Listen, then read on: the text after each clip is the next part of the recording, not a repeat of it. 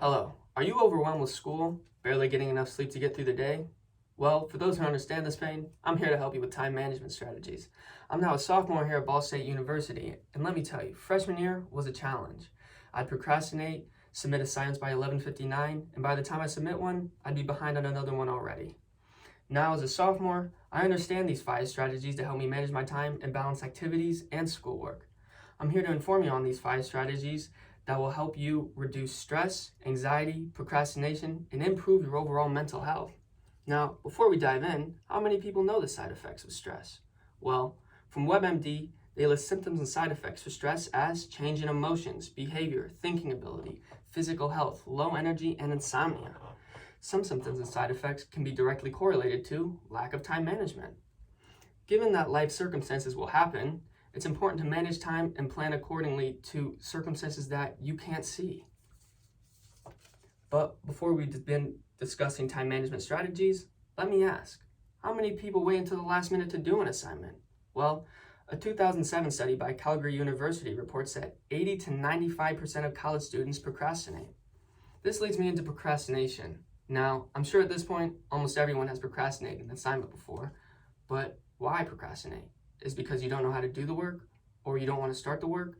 There's hundreds of reasons for why you procrastinate, but it's important to understand why you actually are. Maybe there's an event you want to go to, or you want to catch up on sleep because you procrastinated a previous assignment. Procrastination ultimately leads to stress, and as mentioned before, stress is bad for one's health. Now, let's talk about the 5 time management strategies to help you with procrastination. Here are 5 strategies from Purdue Global that you can incorporate into your everyday life. Number 1 is identify time wasters and set goals. What is distracting you? Is it social media, your phone, aimlessly browsing the internet? Whatever is distracting you, set that aside and engage in it after you finish your assignment. For example, some of my distractions are my phone and TV, so I put these away while I can't see them and I finish my assignment and reward myself with it after. Number 2 is plan ahead with a to-do list. Identify what you need to prioritize based on those assignments' due dates. Unless there's a pressing priority, it's also important to consider what type of work you're in the mood for. Personally, this step helped me the most. It made me get a planner so I can write down all my assignments and their due dates and when they need to be done. Number 3 is tackle small assignments first. What can you complete in the shortest amount of time and has the fewest dependencies? What needs more time and has a more complicated workflow? Number 4 is only do one thing at a time. If you try to juggle multiple assignments, you'll end up being less productive. And number 5 is establish a routine. A set routine can help you accomplish things that you need to do. The more often you engage in a routine, the less likely you will think of what you need to accomplish. Now that you know the 5 management strategies, will you actually do it? It's important to understand that the first step in accepting a new routine is knowing that you have a problem with time management. While this is a lot to process, it does not mean work until you physically and mentally can't anymore.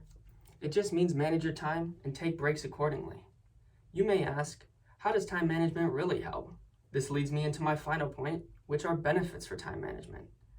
After accepting and engaging in a new routine, you will notice an improvement in work, providing higher quality work, an increase in productivity and efficiency, better overall health, and a lot less procrastination. As a student here at Ball State University, I have a large amount of work that needs to be done, and after learning these 5 steps, I became more productive and my overall well-being has improved. To review, if there's one thing you should take away from this speech, it is the 5 strategies for time management, which are identify time wasters and set goals, create a to-do list, tackle small assignments first, do one thing at a time, and establish a routine. Again, time management strategies will help you reduce stress, anxiety, procrastination, and improve your overall mental health. So, will you put down that phone and start on that assignment?